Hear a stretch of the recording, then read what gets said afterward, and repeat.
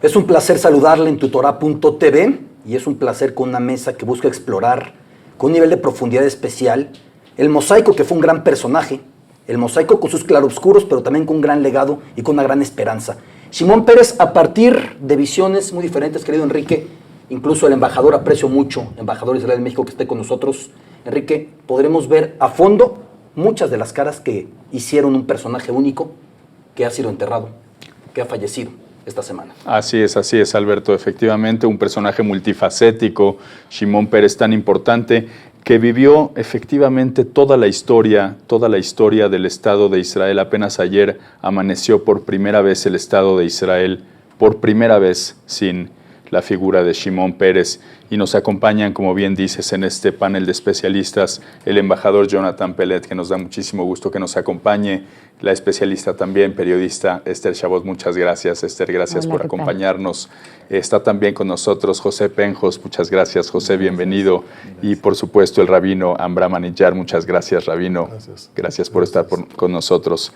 Alberto. Que es además un panel muy bien diseñado para poder ver cada lado de este gran personaje, ¿no? Y una faceta que, señor embajador, usted pudo disfrutar, es un honor saludarle, que usted pudo disfrutar y usted pudo conocer, y que los demás solamente leeremos y que a partir de ahora pertenecerá a las grandes bibliotecas. Shimón Peres en el día a día. En hebreo hay una frase, rabí, que es en pantuflas, ¿no? ¿Cómo se dice? Shimón Peres benale bait. El siguiente documento nos presentará a profundidad, a cabalidad, la dimensión histórica de este personaje. ¿Quién fue? El Nobel de la Paz, el gran estadista Shimón Peres. Resumir la vida de Peres es recorrer la historia del país que ayudó a construir desde sus inicios. El joven pastor de ovejas del kibutz Alumot soñaba con ser un gran poeta. Sin embargo, se convirtió a base de duro esfuerzo y férrea disciplina en uno de los estadistas más importantes de Israel. Sin duda alguna, el mejor embajador del espíritu israelí en el mundo.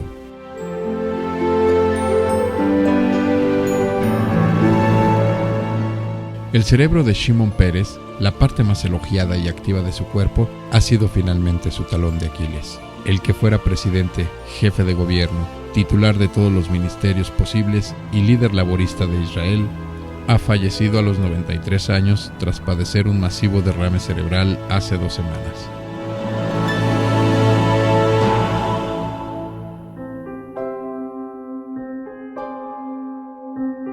Nacido como Shimon Persky el 2 de agosto del año 1923 en Polonia, fue pieza fundamental de la generación de políticos que fundaron el actual Estado de Israel en 1948.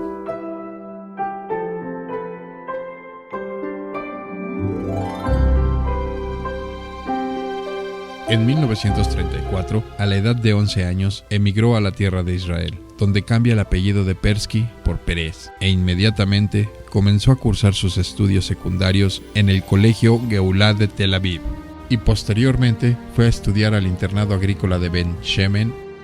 En 1940, a los 17 años, participó en el grupo fundacional del Kibutz Alumot, en las cercanías del Mar de Galilea. En 1947, se unió a la Haganah, donde destacó por su gran capacidad de análisis y toma de decisiones. Desde esa época se involucró en la política dentro del grupo de ayudantes de David Ben Gurion.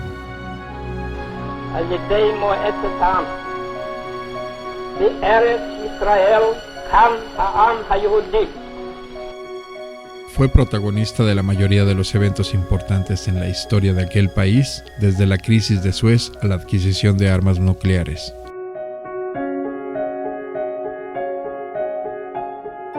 Peres fue elegido por primera vez en el Parlamento israelí en 1959 y desde entonces fue miembro del mismo por un periodo de 48 años, la carrera parlamentaria más extensa en la historia de un parlamento.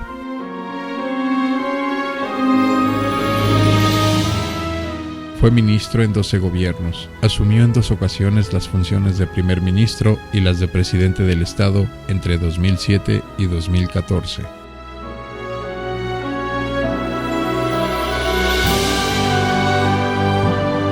Se le atribuye ser el arquitecto del programa nuclear secreto de Israel, al negociar con la Francia del presidente Charles de Gaulle en 1959 la compra del primer reactor nuclear para Israel.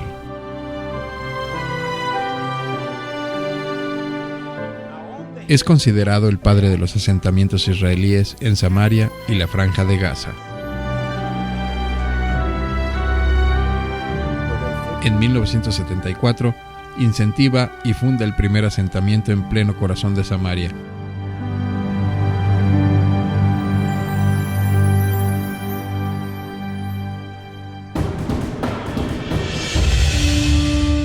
Aunque su figura será también recordada por su papel clave como negociador en los tratados de paz con Jordania y Egipto.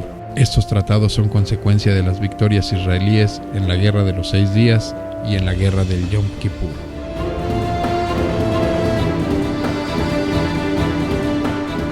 Fue jefe de la diplomacia israelí durante el proceso que condujo a la firma de los Acuerdos de Oslo en 1993 y al nacimiento de la Autoridad Nacional Palestina. Al año siguiente recibió el Premio Nobel de la Paz junto con el entonces primer ministro Isaac Rabin y el líder palestino Yasser Arafat.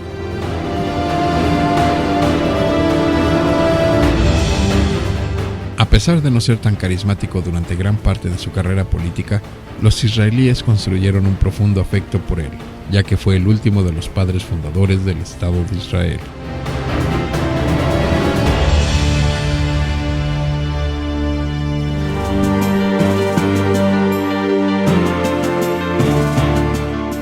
Al frente del Centro Pérez por la Paz, creado para fomentar la convivencia entre judíos y árabes, el nonagenario dirigente trabajó hasta el último momento. Horas antes de ser hospitalizado, grabó un clip en la red social Facebook para alentar la compra de productos israelíes y dio una charla a jóvenes emprendedores.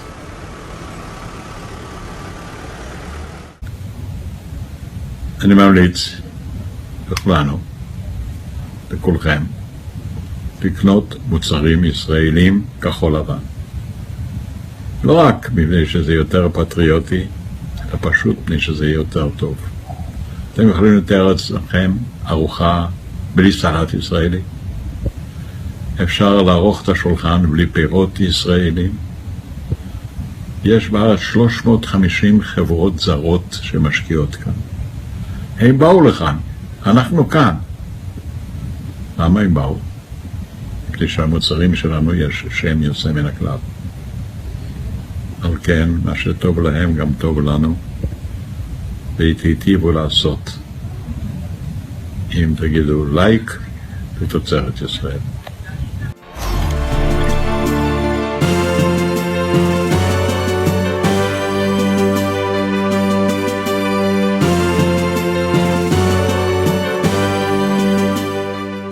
Todos los israelíes, más allá de las diferencias ideológicas, Pérez era un monumento histórico. Dirigentes, artistas, empresarios, deportistas, periodistas, escritores, jerarcas religiosos judíos, musulmanes y cristianos comparten el lamento en los micrófonos y las redes sociales.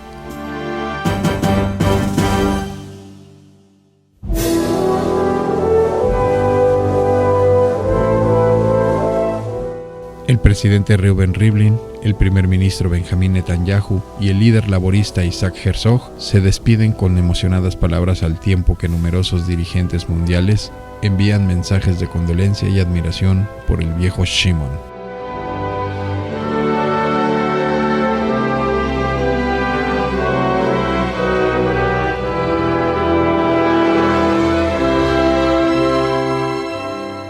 ¿Descansar? ¿Vacaciones? Me aburriría. ¿Para qué? Yo no puedo vivir sin trabajar y hacer posible mi visión de futuro. No me gusta perder el tiempo, afirmaba en una entrevista en sus últimos días como noveno presidente de Israel.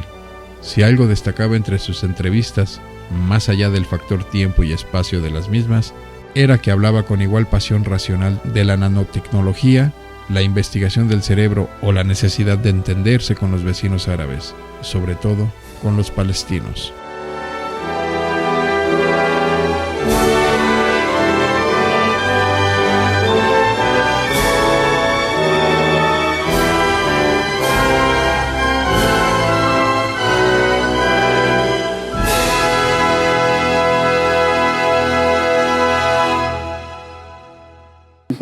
conoció en pantuflas prácticamente. Usted trabajó con él. ¿Cómo era el trato? ¿Cómo era la persona más allá del personaje? En primer lugar, tengo que decir realmente que tuve el gran privilegio, el honor de trabajar con él hace 25 años, y hace 25 años ya era más grande de la vida misma, ¿no? Un trato muy personal, con un sentido de humor muy especial. Yo ni me animaba a llamarlo en su nombre privado, todos lo llamaron Shimon, y yo, viniendo un diplomático joven, no me animaría, entonces me tomó el tiempo para poder llamarlo Shimon, y él después me llamó Yoni, ¿no? Como todos. Pero lo que más creo que me quedé impregnado es su optimismo, su manera de pensar. O sea, estuvimos 50, 60 años más jóvenes que él. Nos dejó cansadísimos, ¿no? Él casi no dormía, él se acostaba a las 12, se levantaba a las 4, y nosotros apenas podíamos realmente quedar con este tiempo tan... ¿Pero intimidaba, retaba? ¿Sí era intimidante tenerlo enfrente o uno se podía olvidar de la magnitud? Se podía, al principio se podía un poco, uno tenía un poco de respeto, pero muy rápido habla una voz muy suave, un poco así especial a él, ¿no? Hicieron muchos chistes sobre él, pero y uno no entiende de dónde saca estas frases, estas ideas, esta creatividad, ¿no? Él podía hablar de cualquier tema en el mundo, o sea, es realmente impresionante el fuente de sabiduría y de creatividad que tenía este hombre, y un optimismo y un dinamismo increíbles. Me llama la atención algo, Enrique, justamente Pepe Penjos, gran experto en toda materia israelí, en materias de sionismo, y muy cercano también al personaje, nos decía que él inició como un joven en un mundo de viejos y terminó a la inversa, ¿no? Decía Shimon Peres, yo era el joven con los viejos y después me convertí en el viejo con los jóvenes. Al final él comentaba que sus colaboradores eran su grupo social. Él sabía muy bien que cuando terminaban de trabajar con él, salía cada uno a su vida social, pero él era esa su vida social. Decía él que iba a vivir máximo hasta los 35 años, eso pensaba. Y él dice que ese es lo que le provocó aprovechar el tiempo a lo más posible, ¿no? A pararse 4 de la mañana. Decía Shimon Peres que no sabía tener un día de descanso, no sabía cómo pasear, cómo ir a... Tenía que estar trabajando, ¿no? Y lo más bonito de él, yo creo que dedicó su vida a levantar un Estado. Porque él acompaña al Estado de Israel desde sus pañales y hasta esta época. Y es mucho correr, porque en estos años, 67 años, 8, ya es mucho que se hizo en el país. Y creo que en cada cosa que volteas a ver de lo construido hoy, ves una huella de Shimon Peres. Pero además algo que creo que fue también muy notable de él es que él se supo adaptar constantemente a los nuevos tiempos. O sea, el hecho de que él, por ejemplo, a los 90 años o 91 años ya estuviera activo en Facebook y en Twitter y que hablara con los términos de la tecnología actual, de la computación, como que le daba todavía un atractivo mayor a su personaje para la gente joven, esto de un viejo viviendo entre jóvenes, sin embargo con un lenguaje de joven, con actitudes de joven y además conservando la lucidez total, de tal forma que podía seguir siendo un interlocutor universal, porque realmente fue no solamente una figura importante para el Estado de Israel y para el pueblo judío, sino una figura con una proyección universal, y es por eso que vemos ahora la cantidad de mandatarios que estuvieron en su entierro y cómo se habla en todo el mundo de él y en todos los periódicos, lo cual lo hace un líder mundial, no solamente un líder del pueblo de Israel. Yo creo que sí, efectivamente lo que comentas es muy importante. La adaptación es una de las características fundamentales de Shimon Peres. Decía él, no es que haya cambiado yo, cambiaron las circunstancias. Me parece interesante que lo recordemos hoy, por ejemplo, como un hombre de paz. Si podemos recordarlo hoy como un hombre de paz, fue porque las circunstancias en algún momento se dieron y él supo aprovechar esas circunstancias, la coyuntura, justamente cuando se dieron las circunstancias para convertirse en un hombre de paz. Lo digo porque cuando el momento era un momento de conflicto, cuando el momento era para defender férreamente al Estado de Israel, sin duda era un halcón también, era un hombre sin la menor duda que defendía con todas sus fuerzas al Estado. Cuando el momento era de paz, era el hombre que aprovechaba justamente la coyuntura. No cambiaba él, cambiaban, como decía, las circunstancias, y él sabía adaptarse, él sabía transformarse, sí, o más bien aprovechar esa coyuntura justamente. Y eso es lo que era Shimon Peres, un hombre que vivió toda la vida del Estado, vivió todas las etapas del Estado y supo aprovechar todas esas etapas, las etapas de guerra, las etapas del conflicto, las etapas de la paz también, para convertirse en lo que queremos recordarlo hoy, el hombre, el halcón justamente cuando es la época de guerra, el hombre de paz cuando fue justamente la coyuntura. Yo creo que las fotos que ves de repente con el Dalai Lama, Abu Mazen, Arafat, Rav Ovadia Yosef, Rav Eliashib, el fulano, el mengano, dice, oye, ¿cómo caes bien a gente tan diferente? Y es ser una persona que sabe caer bien o que intenta mediar entre polos, tienes de dos. O terminas odiado por los dos, o terminas siendo amigo de los dos. Yo creo que Shimon Peres tuvo la primera etapa donde todos le tiraban, porque cada uno veía qué está él dando al otro. ¿Cómo puede ser que mi enemigo te quiere? Y por eso ya no eres mi amigo.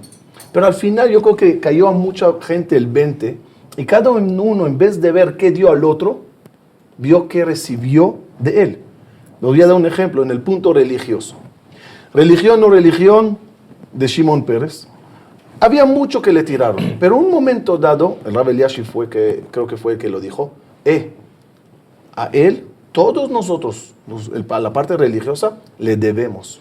Él fue el que junto con Ben Gurión elaboró el permiso de los muchachos de la yeshiva sentarse a estudiar, y en vez de ir al ejército.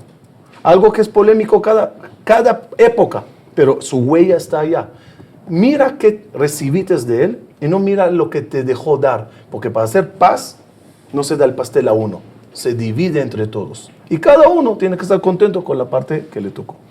Y como además emisario de paz, es muy importante, por supuesto que puede haber criticismo, es un personaje político y en una región tan convulsa, tan explosiva como lo es el Medio Oriente.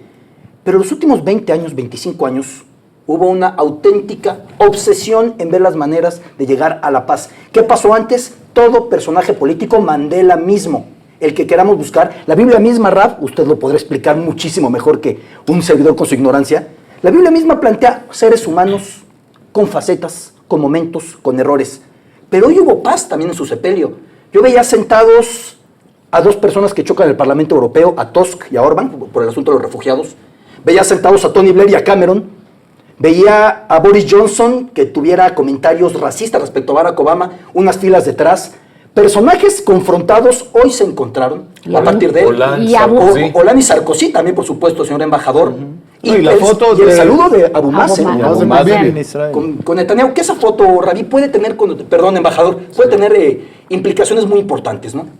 Sí, o sea, no creo que de esto va a salir ahora un proceso de paz, pero sin duda un simbolismo muy importante. Lo que duele mucho es ver ahora el gran criticismo, la crítica sobre la participación de Abu Mazen en el mundo árabe, en el mundo palestino. Esto tiene que llamarnos la atención. Quisiera nada más agregar una cosa que también me llamó la atención en este funeral, las palabras que dijo el presidente Rivlin. Él pidió en algún momento perdón a Peres, porque durante mucho tiempo él fue realmente criticando por todos. Todos lo consideraban en su momento un soñador, alguien naif, y el tiempo lo probó realmente, o sea que él, en cierta manera, en casi todos tenía razón. Más tarde, más temprano, por su perseverancia increíble, ¿no? Pero no era una persona dogmático tampoco. Sabía con este toque humana, de ver el macro, no fijarse en el problema, el pequeño problema, sino realmente ver la cosa más grande y mirar arriba del obstáculo pequeño con una visión. Al final lo que ganó las mentes y los corazones de todos, ¿no? Y ahí yo quisiera agregar nada más que Shimon Peres durante todos sus últimos años fue un convencido defensor de la fórmula de 2 estados para 2 pueblos, con objeto de terminar con el conflicto entre Israel y los palestinos. Y él desde los años 90 con Rabin llegó a esa conclusión de que el Estado de Israel no puede permanecer indefinidamente en esta situación de control de los territorios y que es necesario construir el Estado palestino por el bien de Israel para que Israel pueda seguir siendo un Estado judío y un Estado democrático. Y creo que esto, que es algo clave en la situación actual israelí, me parece que fue muy congruente Peres en llevar esto hasta el final, siempre como una de sus convicciones más importantes. Tiene otro concepto muy interesante Peres, sobre todo en los últimos años de su vida, y es el hecho de que lo que no logra acercar a los pueblos finalmente palestino-israelí, que es la solución a un conflicto de tantos años, lo tiene que lograr finalmente el hecho de que más allá de las diferencias políticas, de las diferencias incluso religiosas o de los problemas territoriales, están enfrentando las dos poblaciones un problema de pobreza, un problema de escasez de recursos, un problema global finalmente que tiene eventualmente que acercar a palestinos y a judíos. De ahí la fundación del Centro Peres también. Exactamente. Tienen que acercarse finalmente por un problema de escasez de agua, por un problema de pobreza, por los problemas que van a enfrentar en forma global, eventualmente, si no es que ya las están enfrentando. Lo que no hagan ahora por el bien de las dos poblaciones, por el bien de la paz, por el bien simplemente de resolver el conflicto, lo tendrán que hacer obligados por un problema global que están enfrentando las dos poblaciones. Me parece que ese es el gran legado de Shimon Peres, el problema global que enfrentan las dos poblaciones. No solo entendía eso, sino que él soñaba y tenía la fórmula para llevar el sueño a la realidad.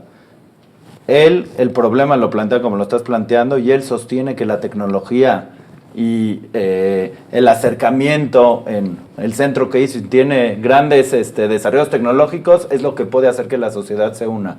Son sueños que es muy impresionante porque decimos muchas veces que Shimon Peres acompañó toda la historia del Estado de Israel, pero él también forjó muchos de esos momentos importantes. No hubiera sido posible la misión en Entebbe si él no hubiera convencido a todos. Todo el mundo estaba en contra. Y fue Shimon Peres el que logró que se llevara a cabo la misión en Entebbe. Israel no hubiera desarrollado, no hubiera entrado en un programa nuclear si no hubiera sido por Shimon Peres. Y en su momento, todo el mundo lo consideraba naive o un soñador, y supo soñar y supo llevarlo a cabo. Muy práctico. Muy grande, muy práctico. A mí me gustó mucho un artículo que leí esta mañana de una entrevista que le hicieron a Shimon Peres en el 2003 en Washington. Un periodista le pregunta, ¿qué te gustaría que te escriban en la lápida? Sí. Entonces él en ese momento se burla y dice, no, espera, ¿dónde vas? Todavía falta mucho. Cuenta Dani Ayalón que en el camino de regreso, Shimon se detuvo a pensar y le dijo a Dani, quisiera que escriban de Dimona a Oslo. Porque en Dimona intenté evitar guerras y en Oslo intenté hacer la paz. Construir paz. Yo creo que ese es Shimon Peres. Pensando lo que representa Dimona, que fue una gran sorpresa y que sigue siendo un tema sujeto a mucho misterio explorado por Ari Shavit en su soberbio libro, y en Oslo, que fueron los protocolos, los acuerdos que desembocaron en aquella foto inolvidable que a nuestra generación la dejó marcada, porque para nosotros llegó a ser normal que aparecieran palestinos y judíos dándose la mano, e incluso en aquel momento fantaseábamos y decíamos, tan normal es esto que ya van con Siria, ya van con Líbano.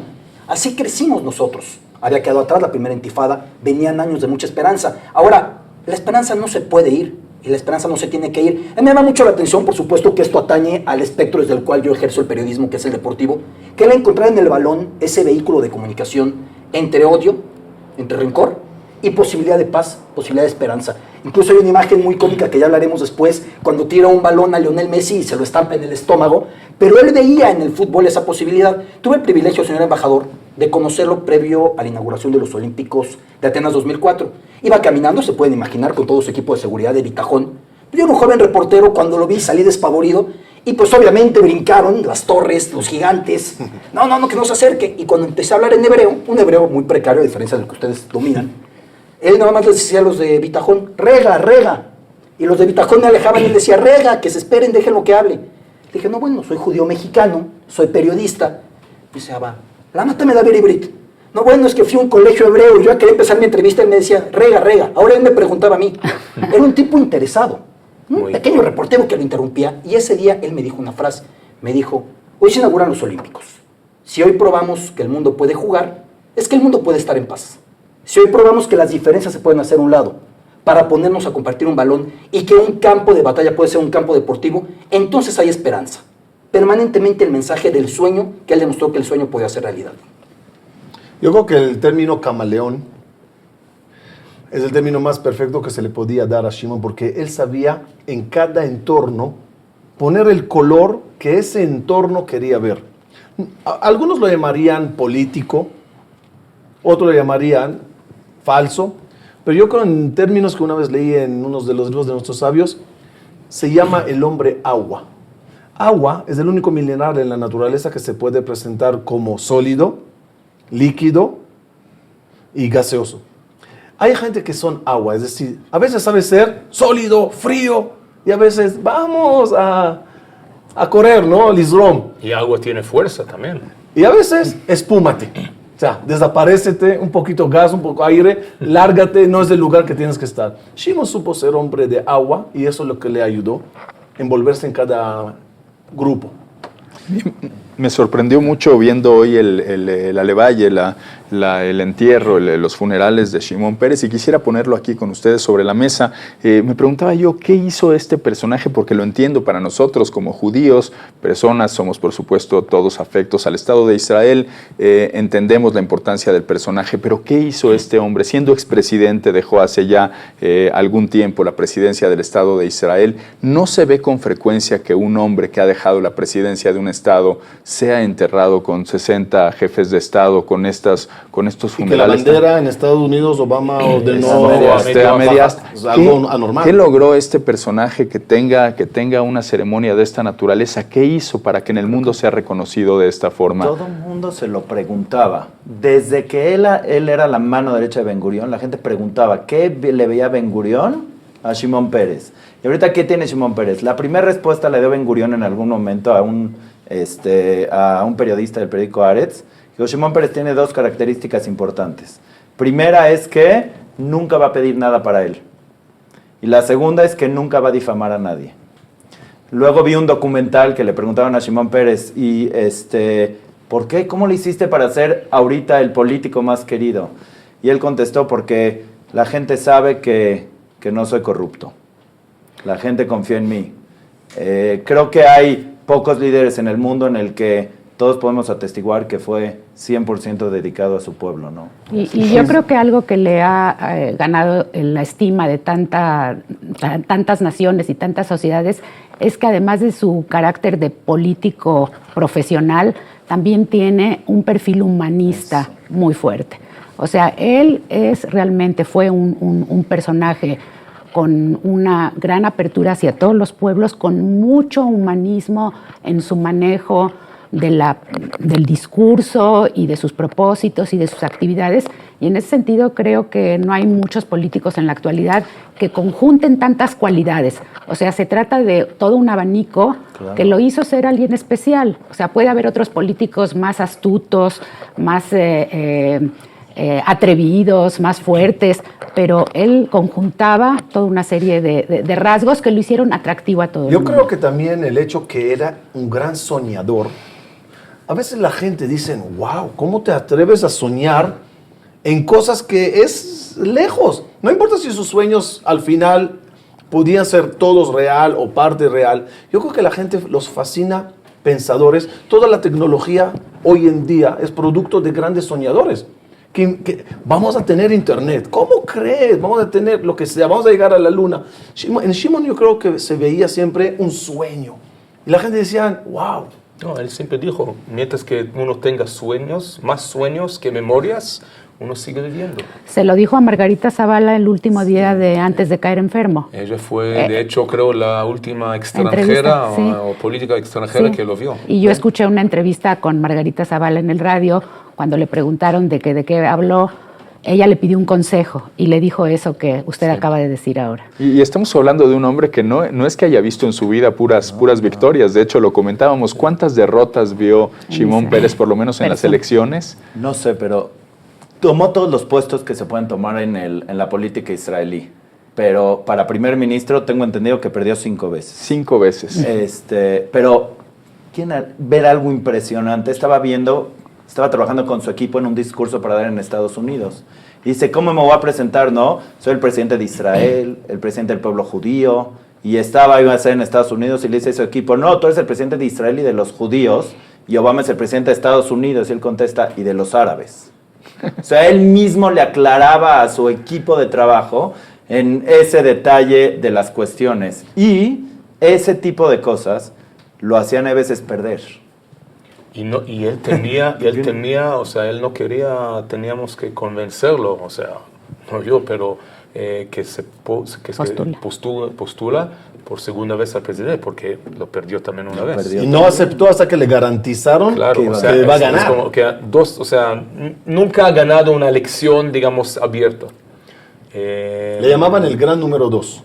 Sí. Siempre él era el número 2 de alguien. Y también cuando fue primer ministro 2 veces, no era por ganar, era uno por acuerdo con Yitzhak Shamir. Sí. Dividieron se el gobierno. Porque nadie pudo hacer el gobierno. Dijeron 2 y 2. En los años 80, exactamente. Y también ahí era él el 2, es decir, Yitzhak Shamir empieza, creo, no me acuerdo de eso. Él empieza y Yitzhak Shamir. Y la segunda vez fue cuando asesinaron a Yitzhak Rabin. Que fue unos meses. Él reemplaza. Asumió unos meses hasta que ganó el Likud nuevamente, ya con Bibi Netanyahu. Con Netanyahu. Exacto, y él creó después Kadima junto con Ariel Sharon. Ese es algo impresionante. Pero en 96, es muy llamativo, las correcto. elecciones muy dramáticas de 96. Sí, después de la muerte de Rabin.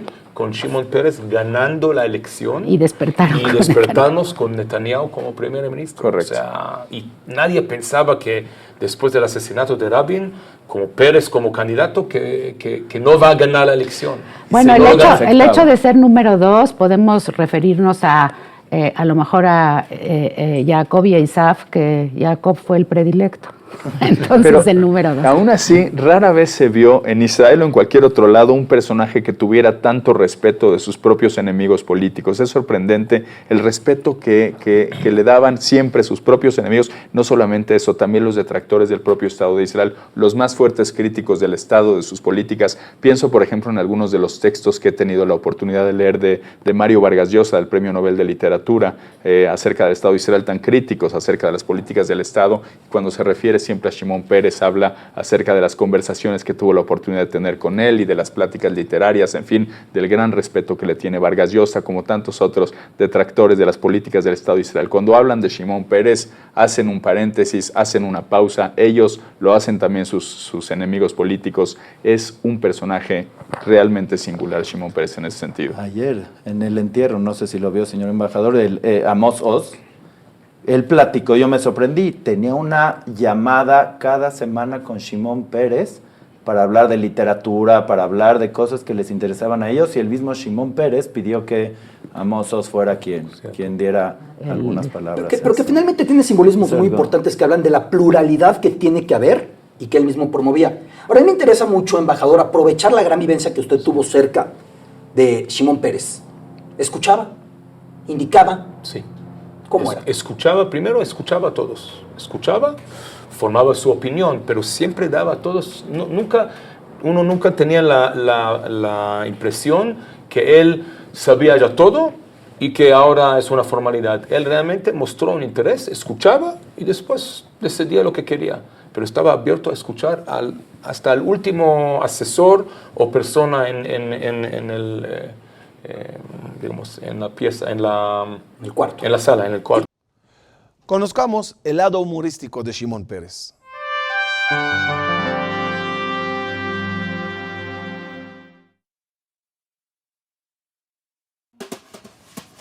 זה נשמור כמובן.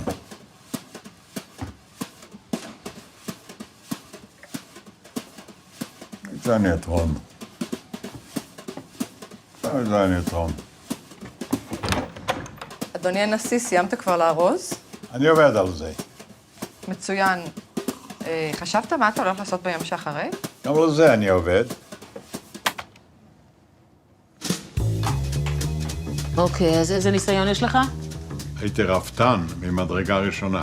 הכל עכשיו חליבה אוטומטית. הייתי גם רועה צאן, ולא איבדתי אף כבשה. עכשיו כולם טבעונים. הייתי שר דואר. גם דואר נכנס וגם דואר יוצא. עכשיו הכל במייל. אני הקמתי את רפאל. מה זה מסעדה הזו? למה ככה יקר? תגיד. זה לא המסעדה, זה רשת לפיתוח אמצעי. אז אין לך ניסיון. תחפש משהו, קווה לטוב. שלום, 95 מלא. שמן מים? לא תודה. 2 שישיות מים ב-20 שקלים? אני לא מעוניין. אתה רוצה נוזל או שמשות? אני לא מעוניין. מחצלת לקמפינג אולי? טוב, בוא נתקדם. בסדר. ערכת קריוקי? אני לא מעוניין, אוקיי? מצופים דורה? לא, אפשר לשלם? שמע, אם תמשיך להגיד לא לכל הצעה, תשלם מחיר כבד. טוב, תביא את המצופים. סלי, שלום. זה הפתרון היחידי. שלום. נשק יש? לא. האינטלקט הוא הנשק הטוב ביותר. רובה סער יש? לא. כוון לצלפים? לא, מה פתאום? טיל בליסטי נגד ספינות? לא. מצוין. ננו-טכנולוגיה היא העתיד. תיכנס. תודה. את רוצה עוד משהו? לא, תודה רבה. את רוצה לשמוע קצת על מבצעים? אוקיי. כשיצאנו למבצע אנטבה, הכל היה לוד בערפל. לא ידענו היכן החוטפים, היכן החטופים, והיינו צריכים לשמור על משמעת ושקט מוחלטים. אמרו 45 דקות, עברה כבר כמעט שעה. שמע, הדרך אמנם קצרה מאוד, אבל פריצתה הייתה כל כך קשה. מצטער. תודה. רגע, מה עם טיפ? טיפ, עם שאינו מאבד תקווה, נותן טיפים, לא לוקח טיפים. אחלה. וגם יקבל לחם שום כפיצוי. מעולה. תודה רבה. אוקיי, תודה. ועכשיו, קבלו את הכוכב הבא. קבלו את שימי פין! מכירים את זה שאתם מקימים מפעל טקסטיל בנגב וכולם חושבים שזה משהו אחר? יש פה מישהו מדימונה? הדבר הזה עובד בכלל? המדריך, אני לא חושב שאני מסוגל לעשות את זה. רוזוולט אמר, הדבר היחידי שעלינו לפחד ממנו זה הפחד עצמו. כן, אבל אני לא יכול. תראה כמה יפה ארצנו. מקסים, אבל אני באמת לא יכול. העתיד שייך למי שמעז.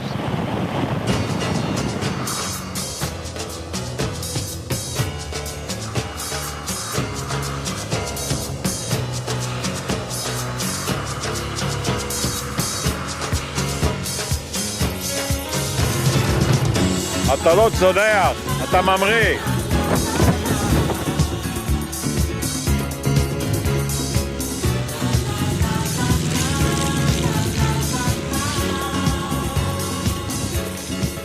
קדימה, יש עוד הרבה עבודה. מה זה, אין פה כלום. כשאין כלום, אפשר לעשות הכל.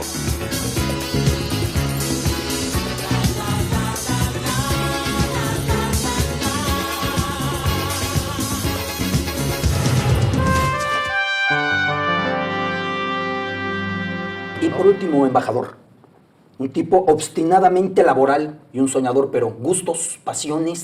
¿De qué hablaba cuando no hablaba de trabajo? Alguna tendrá que haber.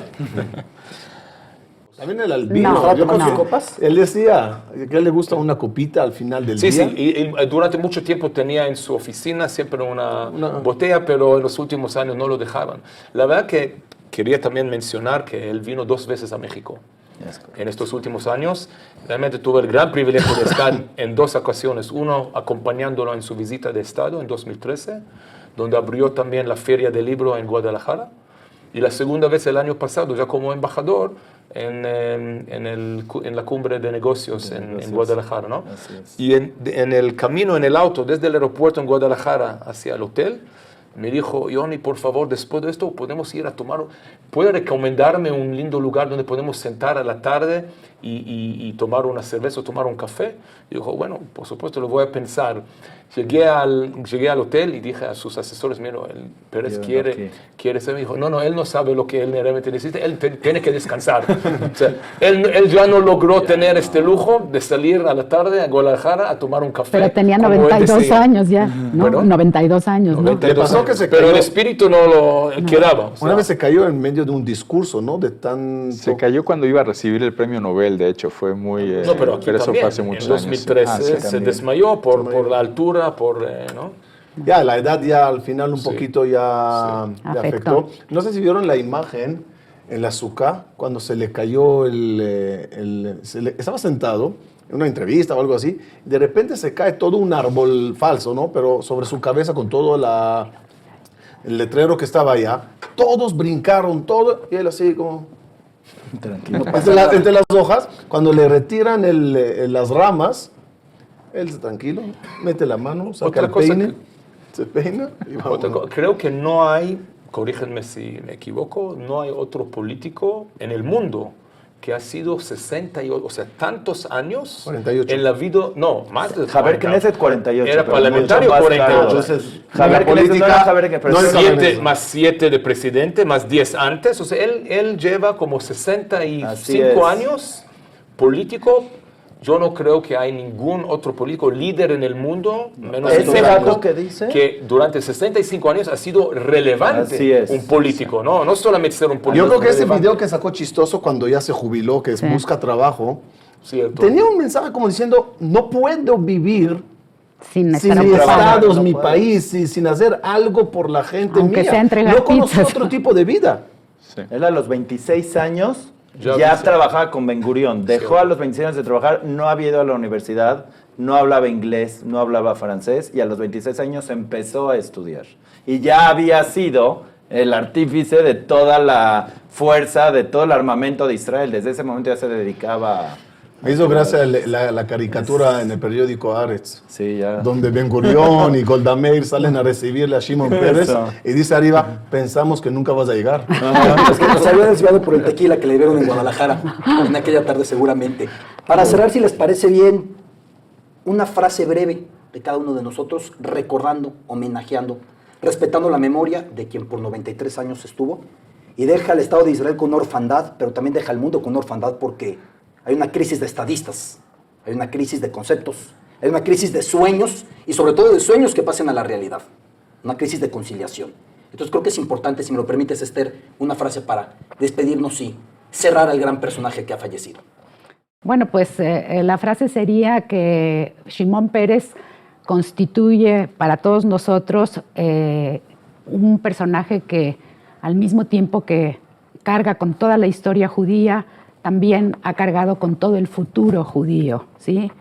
Incluyendo en él a buena parte de la humanidad, porque es un hombre de memoria, porque sabía muy bien cuál era la historia de su pueblo, pero también un hombre que no se quedaba en el pasado, sino que estaba dispuesto siempre a mirar al futuro y a construir. Señor embajador.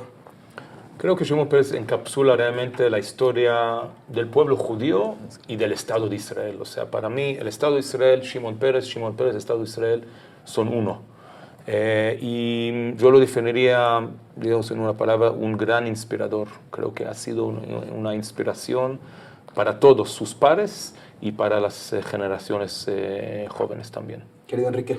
Pues me hace pensar en esto que comentaba acerca de que fue un hombre que supo ser el gran reivindicador del Estado de Israel cuando hizo falta y el gran hombre de paz cuando se dio la oportunidad de serlo.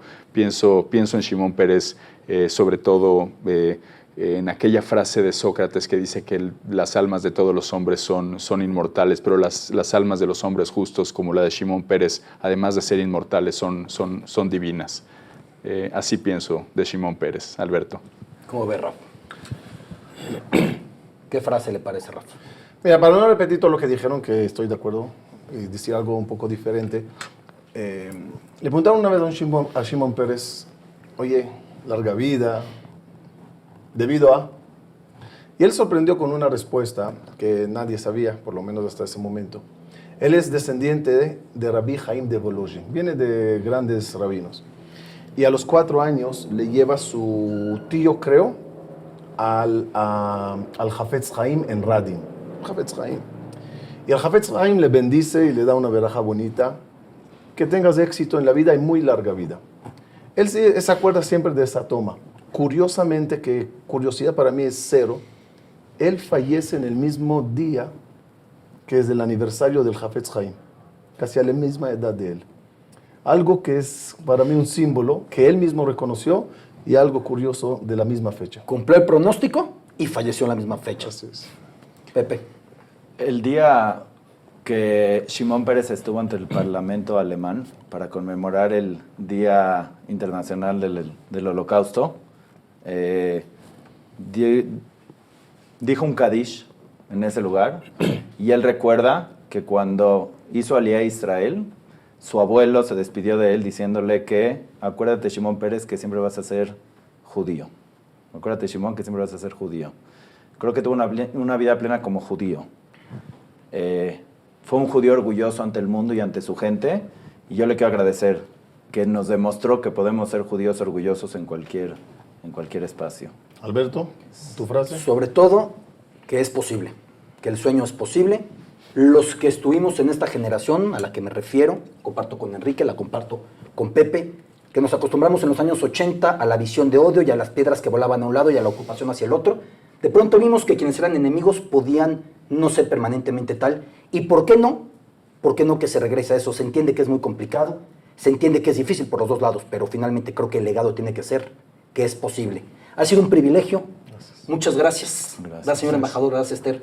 Enrique. Muchas gracias. Gracias, Alberto. Raf, como siempre. Gracias a todos ustedes. Pepe Pejos. Gracias. Que sea de bendita memoria su nombre y procuraremos de alguna forma siempre contar a nuestros hijos qué personaje era, qué hizo por el pueblo, por los demás, y eso es de por sí un gran homenaje a una persona que se lo merece. Así es. Seguimos en tutora.tv, vaya edición más especial, pero también vaya edición más necesaria.